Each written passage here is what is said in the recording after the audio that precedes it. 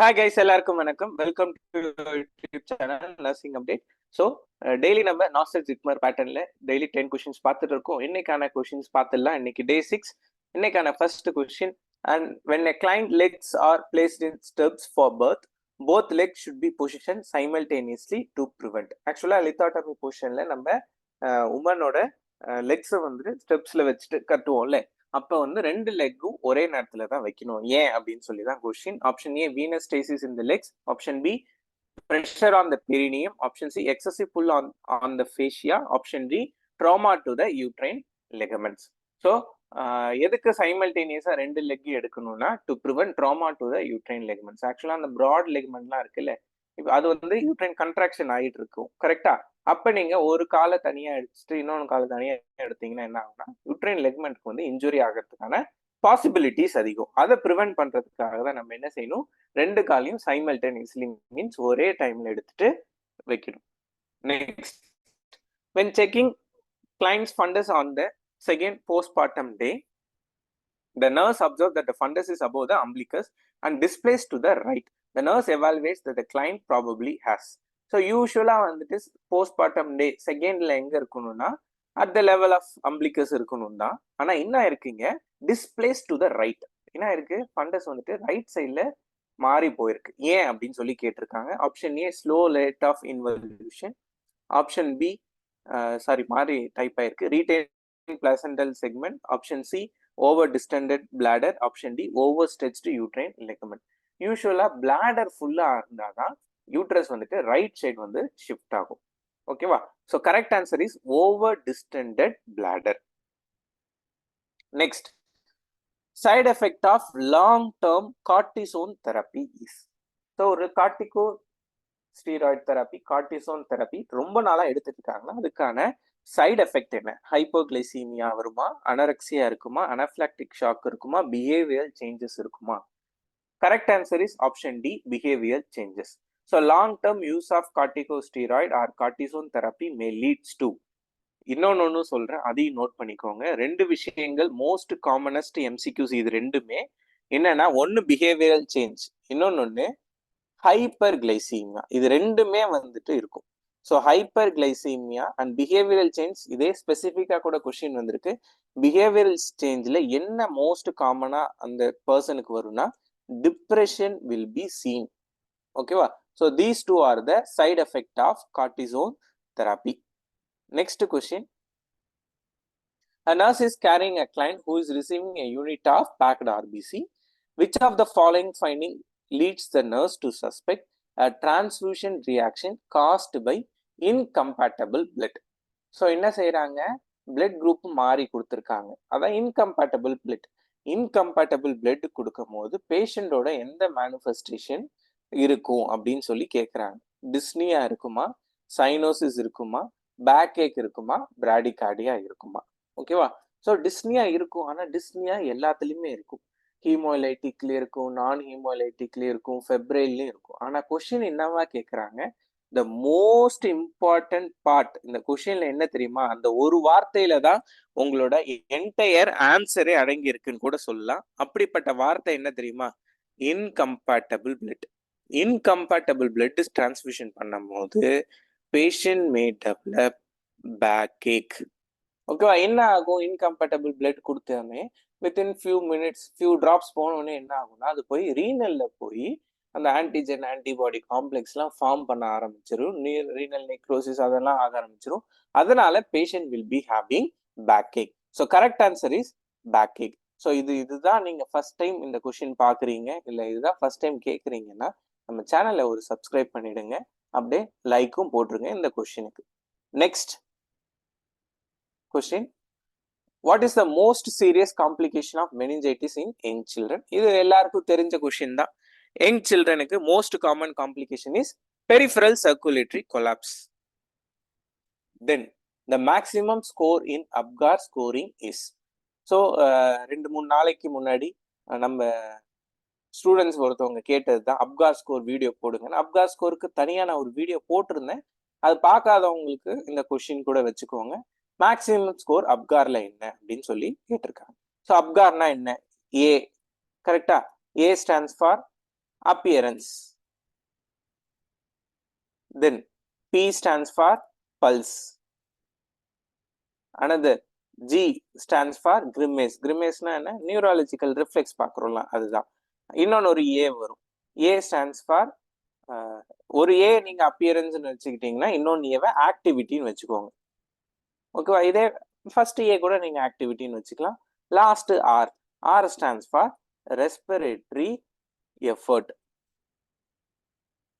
So correct answer வந்துட்டு என்னங்கிறது சொல்லலாம். அதுக்கு முன்னாடி அப்கா ஸ்கோர் எதுக்கு யூஸ் பண்றோம்? குழந்தையோட வெல்பீங் அட் பர்த் பார்க்கறதுக்காக.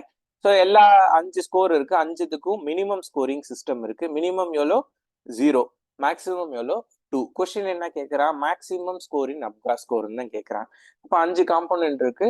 5 into 2 10. So maximum score in APGAR scoring is 10 is the answer.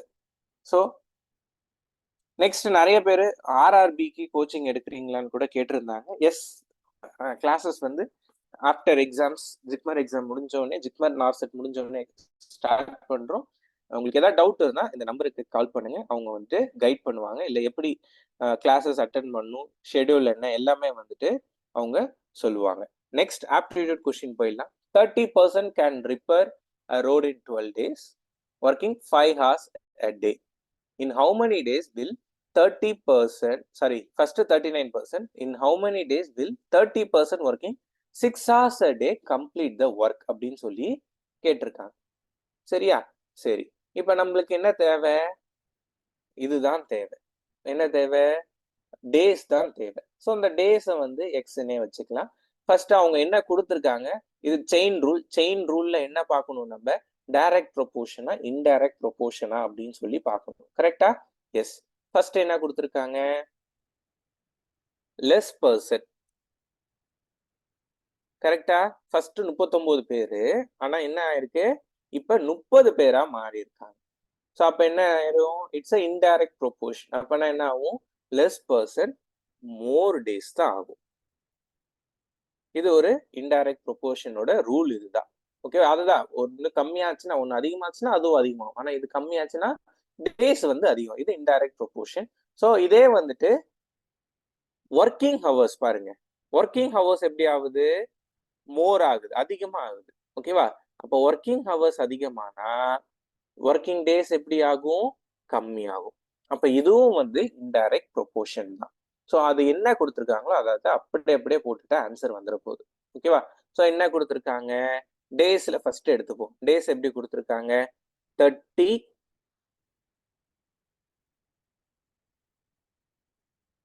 just a second,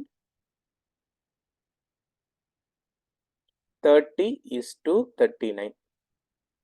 கரெக்டா? அப்புறம் ஹவர்ஸ் எவ்வளவு நேரம் ஒர்க் பண்ணாங்க? 30 மந்த்ஸ் எவ்வளவு நேரம் ஒர்க் பண்றாங்க? அது மாத்தி போட்டுறக்கூடாது. சரியா? 6 is to 5. ஓகேவா? ஸோ இப்போ என்ன ஆயிடுச்சு? இதுக்கான ஆன்சர் நம்மளுக்கு தெரியும். இதுக்கான ஆன்சர் என்ன? 12. இதுக்கான ஆன்சர் தான் அவங்க கேட்குறாங்க. இதுதான் நான் வந்து நம்மளுக்கு குவரி. சரியா? இப்போ அந்தந்த வேல்யூவை அப்படியே போட்டா ஆன்சர் வில் பி தேர். நான் போட்டும் காட்டுறேன்.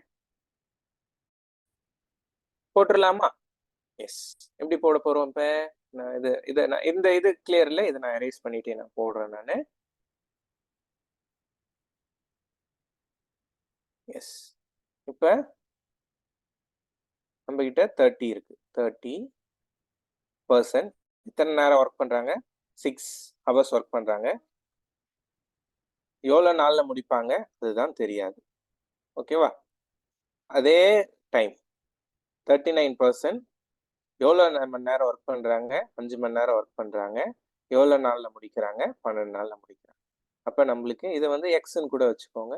இது எக்ஸ் தெரியணும். X is equal to 39 into 5 into 12 divided by, இந்த பக்கம் மல்டிப்ளிகேஷன்ல இருக்கிறது அங்க போனா டிவிஷனுக்கு மாறிடும். கரெக்டா? 30 into 6. இது 1, இது 2, 1, இது 15. கரெக்டா? தென் இது 3, இது 1, இந்த 3 அடிச்சிங்கன்னா இது வந்து 13. So correct answer is 13. So option B. So அவங்க எத்தனை நாள்ல முடிப்பாங்க? 13 டேஸ்ல இந்த வேலையை முடிச்சிருவாங்க. Next question. Pointing to a photograph, Vajpayee said, he is a son of a only daughter of the father of my brother. How the Vajpayee is related to the man in the photograph. இந்த மாதிரி questions நிறைய வரும், relationship பத்தின question. So என்ன கொடுத்துருக்காங்க அப்படின்னு சொல்லி பார்த்துடலாம். லாஸ்ட் பார்ட் பார்த்தாலே உங்களுக்கு மோஸ்ட்லி ஆன்சர் புரிஞ்சிடும். Is a son of a only daughter of the father of my brother. ஓகேவா, அதெல்லாம் விட்டுருங்க. Father of my brother, father of my பிரதர்னா என்ன? அவங்களோட அப்பாவோட தம்பி, அப்பாவோட தம்பிக்கான பையன். அப்பனா என்ன அர்த்தம்? அங்கிள் தான். ஓகேவா, so correct answer is maternal uncle is the correct answer. So என்ன சார் நீங்க அப்படியே போட்டீங்க, நான் வேணா இதை சம்மா கூட போட்டு காட்டுறேன். இப்போ சம்மா எப்படி போடுறது அப்படின்னு சொல்லிட்டு சொல்றேன். என்ன டேட்டா கொடுத்தா அதை ஃபர்ஸ்ட் எழுதிக்கோங்க. யாரு வாஜ்பாயின்னு யார் இருக்காரு, அவரோட எப்பயுமே இந்த மாதிரி கொஸ்டின் வந்தா எதுல இருந்து வரணும்? கடைசியில இருந்து வரணும். அவரோட father of my brother. Father of my பிரதர்னா அர்த்தம் ஃபாதர் தான். ஓகேவா, அவங்களுக்கு பிரதரோட ஃபாதர்னாலும் அவருக்கு ஃபாதர்னாலும் ஒண்ணுதான். தென் அவங்களோட டாட்டர், கரெக்டா? அப்பி யாரு?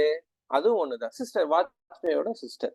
ஓகேவா, நெக்ஸ்ட் அந்த டாக்டருக்கான சன். இதுதான் இவங்க டேட்டா கொடுத்துருக்காங்க. ஸோ நம்ம அப்படியே எரேஸ் பண்ணிடலாம். என்ன எரேஸ் பண்ணிடலாம்? இவங்களோட அப்பாவோட பொண்ணு, அது டைரக்டா சொல்லிடலாம், என்னோட தங்கச்சின்னு கூட சொல்லியிருக்கலாம். வாஜ்பாயோட தங்கச்சி பையன், அப்ப யார் அவங்க? மெட்டர்னல் அங்கிள் தான். ஸோ இது ரிலேஷன்ஷிப் பேஸ்ட் கொஸ்டின், இப்படிதான் எழுதணும். இதை ஞாபகம் வச்சுக்கோங்க. என்ன கொடுத்துருக்காங்க அதை எழுதிட்டு கடைசியில இருந்து எழுதிட்டே வாங்க. நெக்ஸ்ட் கொஸ்டின், லைட் பிளைண்ட், இத மாதிரி சீரீஸை நம்மள சூஸ் பண்ண சொல்றாங்க. Speech dumb, language deaf, tongue sound, voice vibration கிடையாது. ஓகேவா, so correct answer is speech dumb. ஓகேவா, லைட் பார்க்க முடியாதவங்களை பிளைண்டுன்னு சொல்லுவோம். அதே மாதிரி பேச முடியாதவங்களை என்னன்னு சொல்லுவோம்னா டம்முன்னு தான் சொல்லுவோம். ஓகேவா, ஸோ இதே வந்து வாய்ஸுக்கு வேணா டெஃப் இருந்திருக்கலாம், ஆனா வாய்ஸுக்கு என்ன கொடுத்துருக்காங்க? வைப்ரேஷன் சொல்லி கொடுத்துருக்காங்க. So correct answer is option A, speech as dumb. Next, which of the following are the members of SAARC association? What is SAARC? முதல்ல தெரியணும். அதுல நான் கொஸ்டின்லேயே நான் கொடுத்துட்டேன், South Asian association for regional cooperation. அதுதான் சார்க்கோட full form. So SAARC countries எது எது அப்படின்னு சொல்லிட்டு நிறைய வாட்டி கொஸ்டின்ஸ் வந்தது தான் வந்துட்டு, இருந்தாலும் இந்த கொஸ்டின் பார்த்துக்கோங்க. சார்க் கண்ட்ரிஸ் என்னென்ன அப்படின்னா பூட்டான், பங்களாதேஷ், இல்லை ஏல இருந்து கூட ஆரம்பிச்சுக்கலாம். Afghanistan, Bhutan, Bangladesh, India, Maldives, Nepal, Pakistan and Sri Lanka. So உங்களுக்கு தெரியும் சவுத் ஏஷியன்ல இருக்க கண்ட்ரிஸ் எல்லாம் சேர்ந்தது தான் சார்க் அப்படின்னு சொல்லிட்டு சொல்லுவாங்க. So option B is the correct answer. Bhutan, Bangladesh, Maldives, Nepal, India, Pakistan, Afghanistan and Sri Lanka. So correct answer is option B. Hope இந்த வீடியோ பிடிச்சிருக்குன்னு நினைக்கிறேன். பிடிச்சதுன்னா லைக் பண்ணுங்க, உங்க ஃப்ரெண்ட்ஸ் எல்லாருக்கும் இந்த வீடியோவை ஷேர் பண்ணுங்க. Thank you so much guys.